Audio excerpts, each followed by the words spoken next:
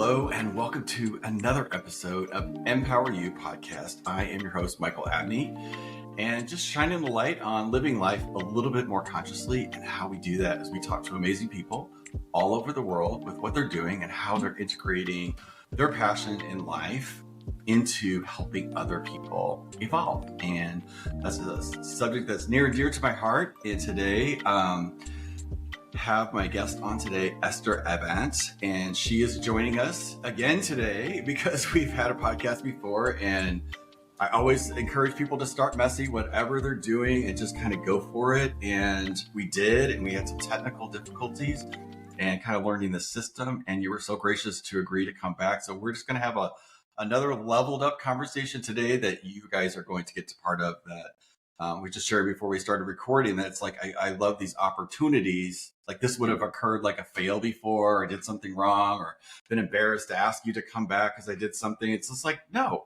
we're all human and we're here learning and growing. And that's what this is all about. So thank you so much for coming back and sharing your wisdom with us today, and introduce yourself and the space that you're in. And let's dive in and have a really amazing, empowering conversation today. Yeah. Thank you so much for having me back. Same. Like you, was actually thinking about all the different ways, I've certainly had technical difficulties. And in the way I was looking at it was, I'm flattered that you asked me back, because you could have easily said, well, maybe it was for the best that terrible conversation got lost forever and we'll just move on. But I am flattered that it's worth a re-record. So my name is Esther Avant. I am a health and weight loss coach. I've worked in the industry for 17 and a half years in a bunch of different settings. I started off as a personal trainer in a commercial gym. I've worked corporate wellness. I've done boutique fitness. I've done local rec centers. And over the course of my career, I've evolved and taken on more comprehensive interests within the industry. So originally kind of really just personal training, branched into nutrition, which is obviously very related. But now my focus is more on the mental, psychological components that take the science of those things and help people actually implement them in their lives. Yes. I was personally struggling, even though I had all these certifications and this degree and all this stuff, I was struggling myself with an all or nothing mentality, with just, feeling like I was doing what I knew I needed to do, and have over the last probably decade realized just how important the psychology and the mindset piece of it is. That's what takes the textbook stuff and helps me apply it in my life. You apply it in your life, it helps other people do the same. So the coaching that I offer now, I have an online health and weight loss coaching business. And what we do now is, kind of a one-stop shop. Yes, we cover the exercise. Yes, we cover the nutrition. Yes, we provide the accountability and support. And also we're helping you do the deeper work that's going to cement those changes for life. So you're dead on. Like without the belief, without the mindset stuff, you literally are dead in the water. Like everything until you get to that point is all surface. It's all outside, which is amazing and great. But to get it to work, it has to connect with what's going on with inside of us, because we're the one driving it. So I'm interested. It's kind of my first question to you too, about like when you got into this space, and you sort of alluded to it just a second ago, but like, what was it about your journey that sparked this deepening to go there with the mindset thing? And did you have any sort of imposter syndrome when you started to dive into this aspect of things? Yeah, for sure. As I think most like, people who are we to like, I just wanted to get your take on that. We just don't talk about it. So I love that question because and everybody I know, no matter how successful and accomplished and educated they are, all feel that way. So for sure. And I think, for me, it was, I got into working out when I was in high school, right before I was going to college and kind of picking a major. So I was like, well, what would I like to get paid to do? I'd like to get paid to work out. So little did I know, I was basically signing up for pre-med programming and personal training. I had next to no time to work out myself, but that's what started me down that road. And it was sort of in the course of different transitions in my life. I moved from Boston to San Diego. I moved from San Diego to Virginia with my now husband. And it was like, I just felt like and this is something I hear from almost everyone I talk to, I know what to do, I'm just not doing it. And that's where the imposter syndrome came in of like, who am I to be helping other people if I can't even help myself? So a lot of the education that I've done has been for my own benefit and also benefits our clients. Largely, I was trying to figure out, how do I get out of this all or nothing mentality where I feel like I'm so good or I'm doing all the things for however long, but then inevitably something happens and I get thrown off and now I'm doing none of them. How can I be less extreme? How can I be more even keeled? How can I enjoy frozen yogurt with my boyfriend at the time and not then spiral out of control, eat everything else in sight, and then tell myself I'll start again tomorrow? Those are the things that I was struggling with that I know are very relatable to most other people. So my first endeavor was, how do I overcome this myself? And then once I did and saw the freedom on the other side, how can I not share that with other people? And as my experience has grown and my education has grown, now it's not a matter of, well, here's what I did, maybe it'll work for you, but more so, we have all sorts of different strategies to help you overcome whatever it is that's holding you back. Do you notice a thread like with folks, like we're because imposter syndrome, like when we label something, it turns into like people, then they'll hear that word, a buzzword, and they like, nobody really goes underneath stuff, but I do. So let's talk about what's underneath that imposter. I think that'd be so valuable, because we're kind of talking about it anyway, but let's just go there. So what is it like for you, or what your perception, or you're dealing with this all the time? Like, I know what to do, but I'm not doing it. And first, let's just sort of identify, for me, imposter syndrome. Like, if we just think about it, it's like we want to be something in the world, but yet we don't. Imposter syndrome for me is, oh, I don't have an accreditation for that. Somebody didn't tell me I can do that. Like, it's permission. It's permission, to like, hey, I see this thing, but yet I'm not saying anything, or like not being interactive with it, or it's just basically keeping ourselves apart from the very thing that we want to do in life because of us. It's a story that's going on in our head. Somewhere in the past, we had an idea and raised our hand and somebody said, oh no, blah, blah, blah. And then whatever version of ourselves at that age, we made up a story. And that story from years ago is literally stopping us today. And that thing's not even happening. That, for me, that's imposter syndrome. Yeah. So what is your take on that? And let's talk about how we can get past this and evolve past this. Yeah, I love your definition of it. And I think it is kind of multifaceted like that. There's sort of the more obvious, well, I'm not the expert. I don't have the PhD in this, or I didn't do the research on that, or, I'm too young, whatever. But then there's the real kind of crux of it, which is the stories we've picked up over the years. It could be this relatively inconsequential comment that a teacher made, or a friend made, or a parent made years ago, the gist of which your brain is latched onto, which is like, who are you to do this thing? And I think I was just talking about this on another podcast. I think you'd really love the host. Her name's Danielle. Her podcast is Get Your Life Together, Girl. I could make an introduction if you want. Yes. We were talking about the importance of self-permission. And we, through the course of just like our conditioning, being human beings in the world, we look for external permission to do things. A teacher telling you, you're a really good artist, you should, yes. Or your mom saying, you're so good at math, you should have aced this test, that sort of thing. We look to outsource the permission. And one of the first steps of taking your power back is to lean on your self-permission. Nobody needs to tell me I can do this. I can just do it.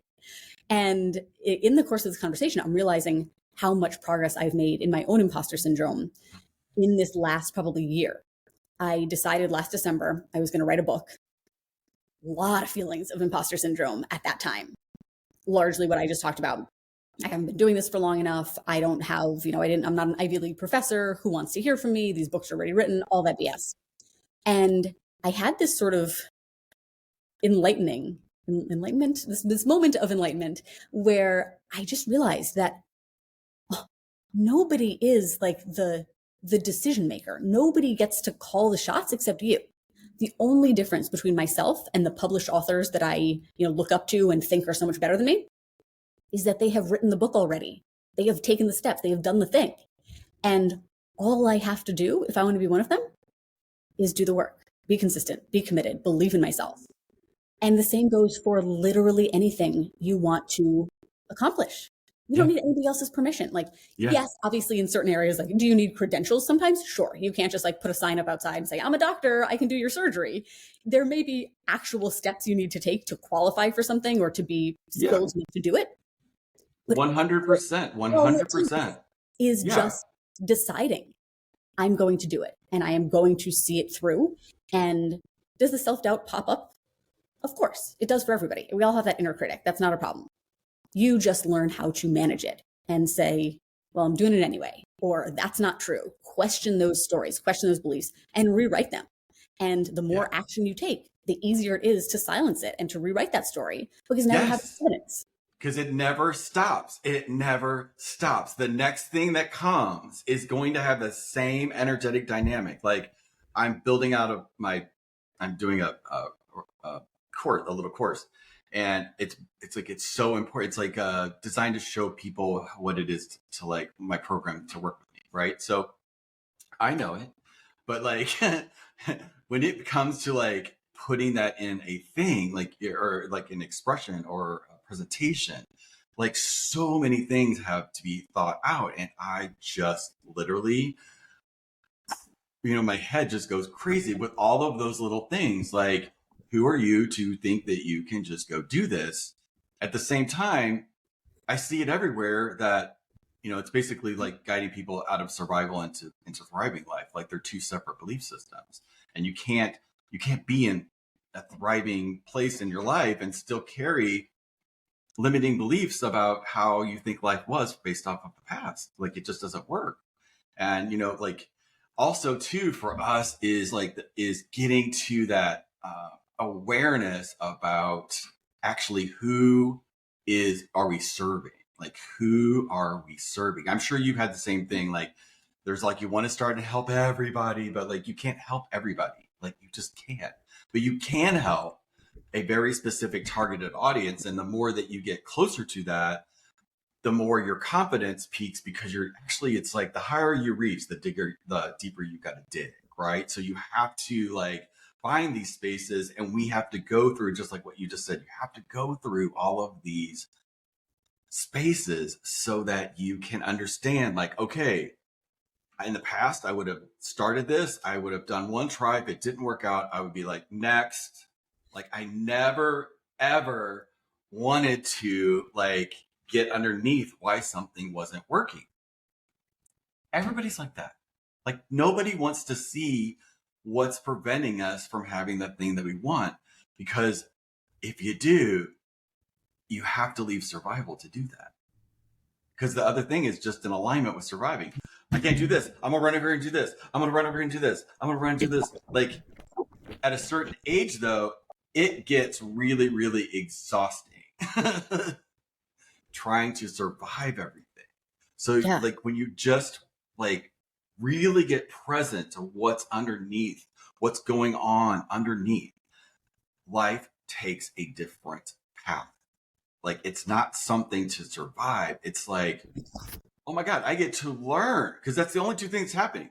You're winning or you're learning. You're winning or you're learning. You're winning or you're learning. Boom. That's it. But we don't have those role models out there yet that's in the outside world that says that. It's like, can you imagine just like knowing as a child that you can never fail? Can you imagine that?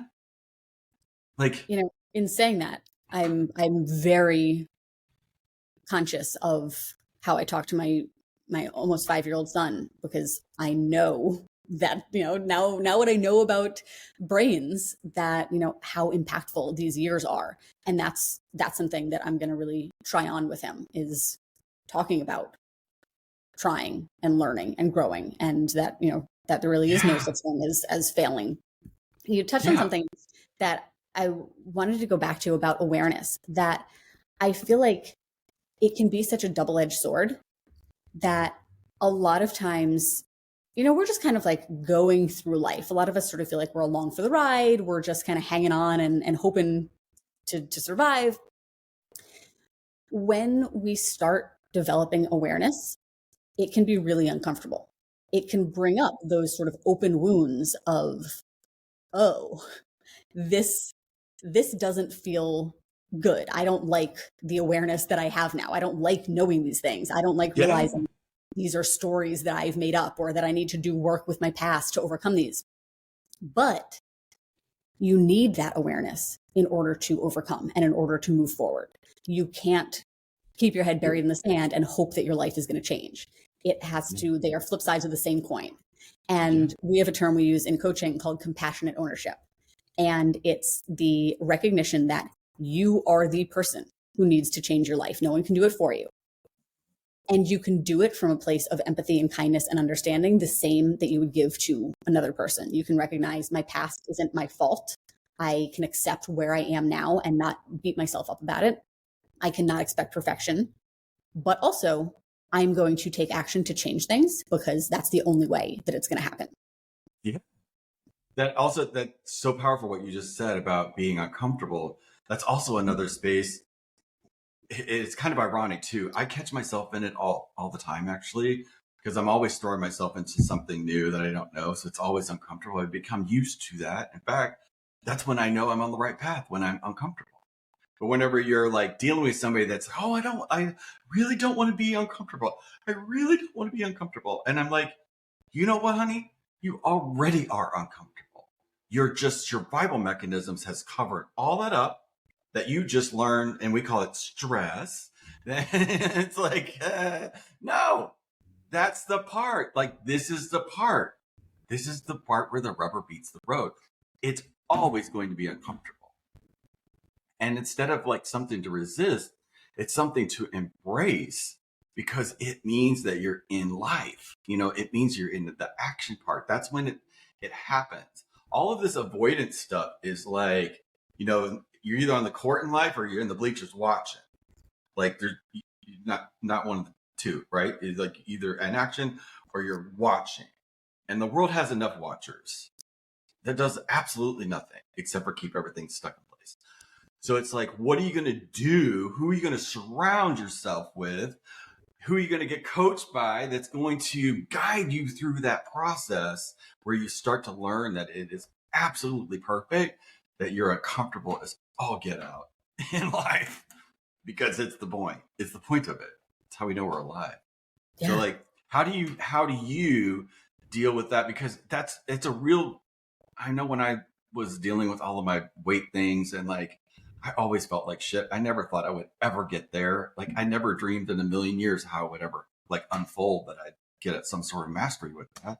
But like, I remember all those spaces and where my head was at and how uncomfortable it was to get measured and God, like all of the stuff, the years that I've been trying to master, like, being healthy, or actually it's feeling okay in my skin. I do not feel okay when I'm overweight. Like I just don't. I feel like I'm walking around with bags of crap on me. Like it just doesn't feel comfortable. And when you don't feel comfortable, this is a different context of comfortable, like inside your skin of your body, you're never going to be able to connect with your confidence, your authenticity. Like there's always some sort of cover up to hide the fact of, this is what's going on right now. We don't talk about that. How do you deal with that with people that you're working with? Because that's a huge, huge barrier. Yeah. I think the first piece is the compassion, is the acceptance that I don't have to like where I am right now, but I do need to accept that it is where I am right now. And I need to let go of the negative energy that I'm spending on beating myself up about it or blaming others. And I just need to, whenever that like self-doubt soundtrack starts playing of, I can't believe that you're so fat, I can't believe that you let yourself get this way, any of whatever mean stuff your brain is saying, working on silencing it. Even it can be powerful to talk to yourself out loud. Just stop. Yeah. I don't want to hear that anymore. This is where I am and that's okay. And that's not the same as complacency and saying like, this is where I am and this is where I'm going to stay. but the acknowledgement of reality, like this just is what it is. This is where I am. And then the ownership of moving forward. Given that this is where I am right now, what is the next small step towards where I want to be? I don't need to know all the steps. I don't need to be perfect in executing them, but I do need to keep going. And to remind yourself whenever the negativity of I'm not good at this is taking too long, I should be better, yada, yada, yada, any of that, you just remind yourself, it's okay to be a beginner. I don't need to be perfect. I'm learning, I'm growing. My success is inevitable. Yeah. You get to choose those thoughts. That's one of the most powerful realizations that I have had in my own personal development and in coaching, is that we have agency over our thoughts. And just like you were talking about, we have these beliefs we've picked up on that we don't even realize are made up. We take them as dogma. We think everybody feels the exact same way. This is just how life is. And it's both uncomfortable and very empowering to realize that you can just change that. There's a quote that I love that I always butcher. I can't remember even who said it or exactly what it is, but the gist is that you can't stop a bird from landing on your head, but you can prevent it from building a nest in your hair. And I love that comparison to our thoughts. You cannot, nor is the goal ever, to prevent a thought from coming into your head. It's like when somebody talks about meditation, they're like, oh, I can't clear my mind, I have too many thoughts. Like, that's not the point. The point is to see the thoughts, let them go. So whatever pops in your head, okay, so be it. Once that thought is in there, you decide, is it on a conveyor belt right out the other side? Or is it getting comfy in there and nestling in for a lifetime? And once you realize that, once you have the power to just decide, nope, that one's not welcome here, and you can replace it with something else, it is just a matter of repetition.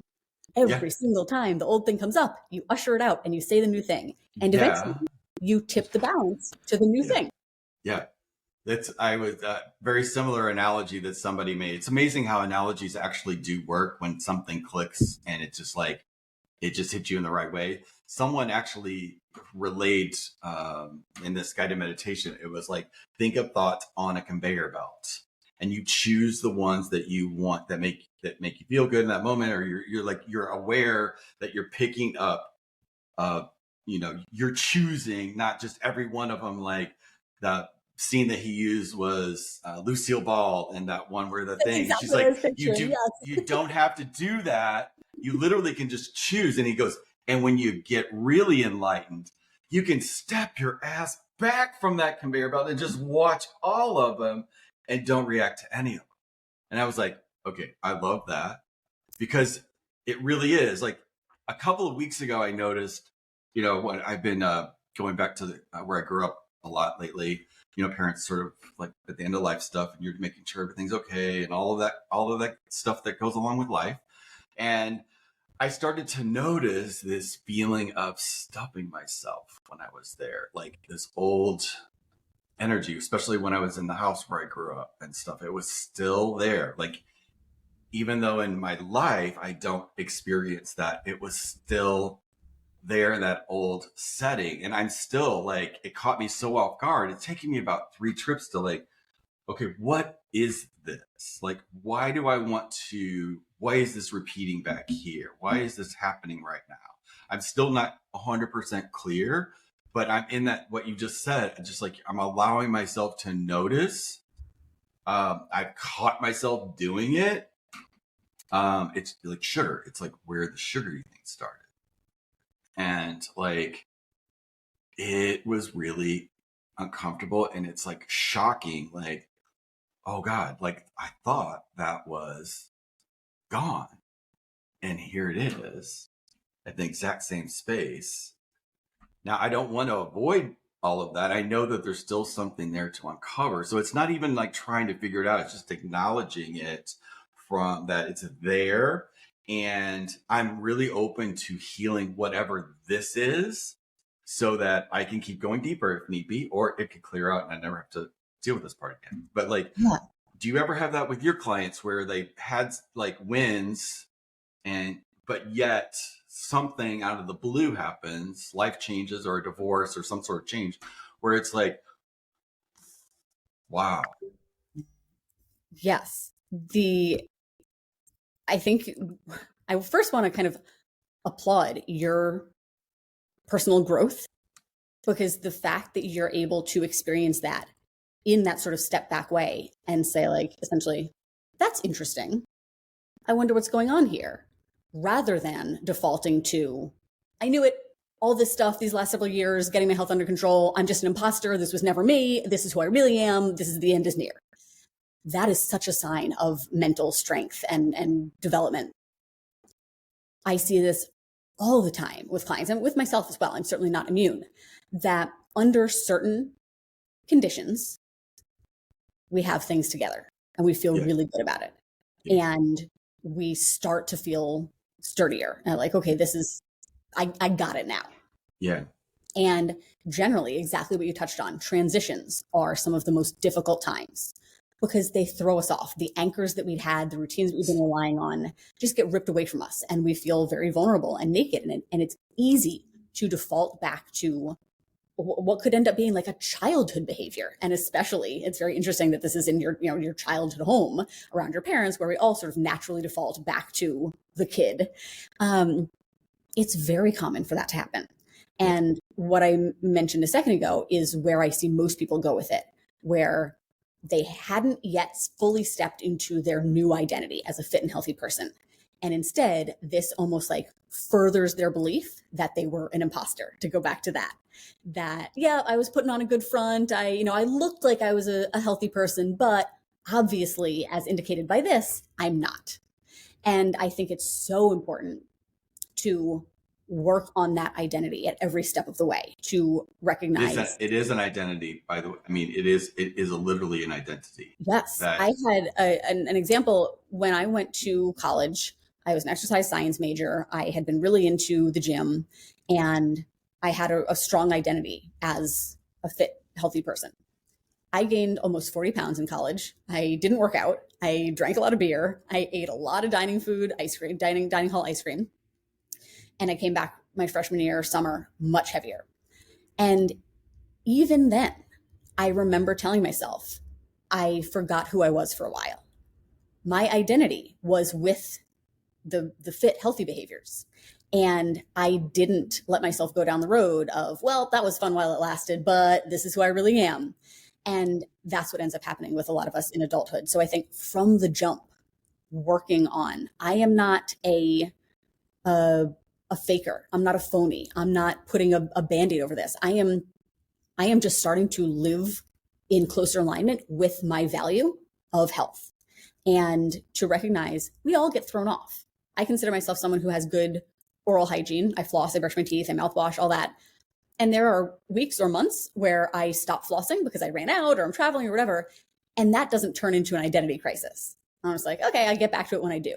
And if we treated our other healthy behaviors in the same way and just recognize, like, yeah, we go through periods where, like, sometimes we fall out of habits, and it does not mean anything about who you are, your success in the future, any of that. No, it's something you touched on something about the vulnerability piece. Like that's that I just felt that whenever you were talking about it. Like I'm in a vulnerable spot in my life because I'm transitioning to something completely up, and that's tapping into all the insecurities.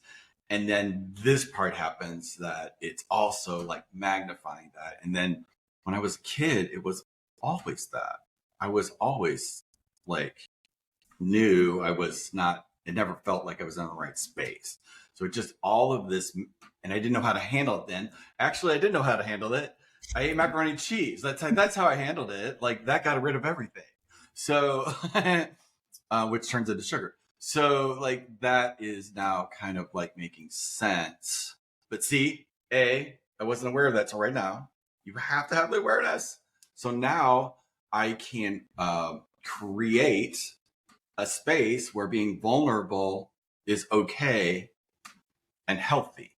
Like being vulnerable can be healthy. Right. And now, it's like you were talking about earlier, it's just learning. It's just, yes. Now that you have the experience, now that you have the awareness, next time you know you're going to be in that situation, you can better prepare yourself, whatever that I looks like, I mentally, am right now. environmentally. Exactly. And Yeah. that's really what it's all about, the lessons that you can learn. Life is always going to throw curveballs. And even the people with the sturdiest, strongest identity are going to be challenged. And it's just a matter of how you choose to look at it and what you choose to do with it and about it. I love it. What else is happening in your world? Like besides like all of this, since we last spoke, like has there been anything that's been that shifted or expanded or I feel like we're all in this space of everything's expanding. So always Yeah. kind of, is that happening to you? Is that like, are you being pulled, to be that bigger, grander version of yourself, or what's that look like for you in your life? Yeah. So we're in a major transition. When we talked last, we had recently moved back to the US from Germany. Now at the time we talked, I was in California. Now I'm in Maine. Our whole life is sort of in upheaval. All of our stuff is in storage. We likely won't have a permanent house for another probably 6 months. My husband is traveling for work for the next 4 months. I have a son starting kindergarten. That's been a whole thing. I'm with my dad in my childhood home. That's been a whole thing. And there's just been like a lot of life stuff. And I think the expansion and the opportunity for me right now has been balancing my job and my business and my career that's very important to me with other aspects of my life that have been underdeveloped, largely due to being in Germany.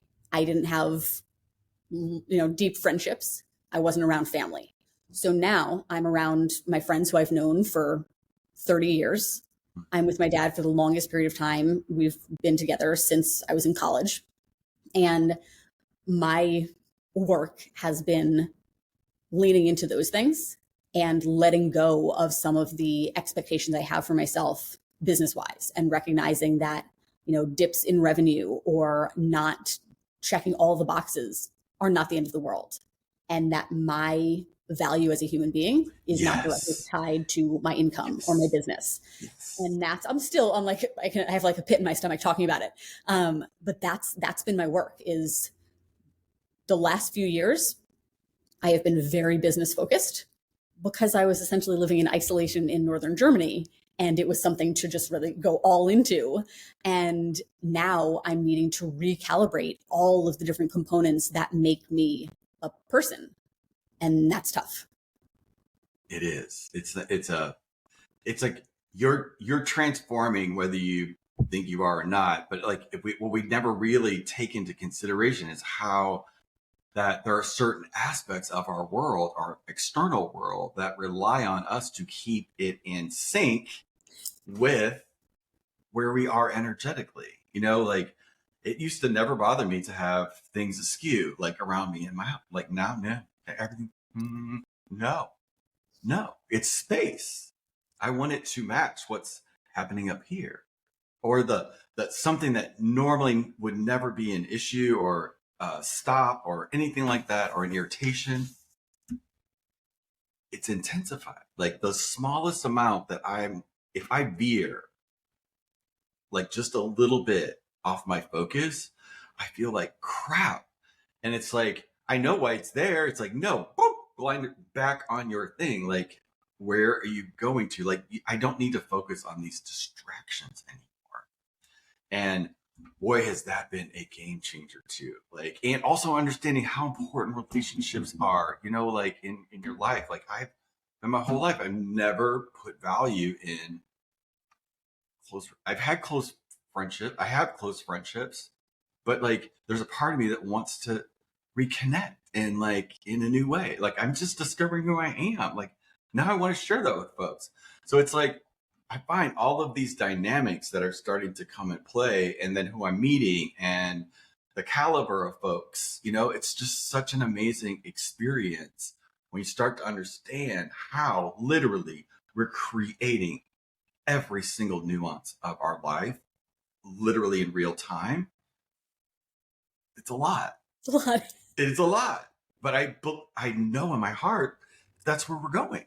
Like And it's okay to understand that. I believe we're going to be in a world one day where we just get who we are energetically, and it's just natural as breathing to empower everyone around us, because we're just empowering ourselves. Like this survival stuff just doesn't exist anymore. Like there's no room for it anymore. It's just, I feel it everywhere that I look. But it is a damn journey from going from one space to the next. And I believe we somehow provide a context for that to exist for people wherever they're coming. Like they come to you for the weight loss, but you now know that it's mindset. People come to me to like, manifest something in their world, but it's at the belief level, like it's all at the level of belief. And nobody really wants to talk about that, because when we do, it opens the Pandora's box of the questions that we have to grapple with as human beings. Like there is no other thing out there that's going to come down and save us, like we were taught. And that's uncomfortable. Yeah, this is it. That's uncomfortable. This is it. You get to make what you want, and going back to kind of that double-edged sword, like that's scary, and it's also really exciting that truly, no matter what position you're finding yourself in now, no matter how stuck you feel or unhappy you feel, you're never stuck. There's always something that you can do, and it really is just a matter of deciding. Yeah. Well, another beautiful conversation. I know this one recorded. I can see all of it. Yay! And you never blinked out on me, so I think we're 100% good. I just want to say thank you so much for coming back and sharing this insightful conversation. I just believe that taking care of ourselves is just such an important part. And no matter what the problems are that we face in life or the obstacles and stuff, they're all there to help us literally evolve. They're the stair steps to us ascending. And you have to become aware, and having powerful conversations is a beautiful way to start doing that. So if you guys are somebody that is listening in today and may have dropped in on this conversation because you're dealing with a weight issue or working out, or like Esther said, that you know all the things to do, you just don't know why you're not doing it, there's a reason. And it's at the level of belief. So thank you so much for being here today. I appreciate you coming back and having this amazing conversation with me. Thank you so much for having me. You're so welcome. Guys, hope you got great value out of today. I appreciate you listening in. Let us know what you got in the comments below, and I will link Esther's information also in the description box. You should reach out to her and have a conversation on your own. So that's it for now. We will see you on the next one. Bye, everyone. Bye.